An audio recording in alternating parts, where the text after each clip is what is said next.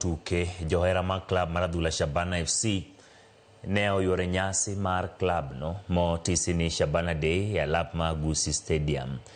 E kinde no club no bende ne otiyo gi thuolono mar yango jotugi manyien motelo ne tuke mag league. Tugo e kind club mar Shabana gi Pamba Jiji mawuok e piny Libamba ma Tanzania ne otieko odiochieng'no makende ka tugo no rumo amodhi mar gonde 2-2. Kata kamano club ma Pamba Jiji ne bedo joloch kokalo picha choma bang' loyo gonde 5-4. Tend club ma Shabana bende ne otiyo gi thuolono mar dhialo jotukgi machon mane osedhi rutaya kaachiel gi jalno mane ochako club no, Dogo Han.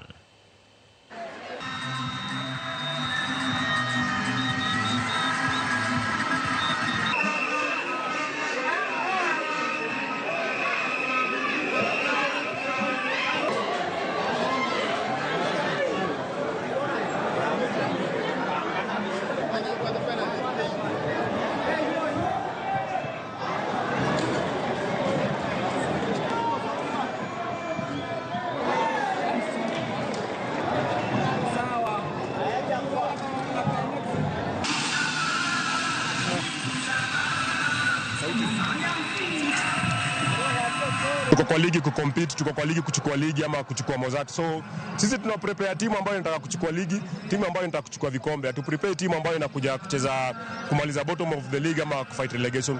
So Shabana from the word go iko kwa ligi kuchukua ligi na kucompete kuchukua ligi. So mimi nazaambia wale watu wanasema ni ngumu, iwezekani, ni kitu inawezekana.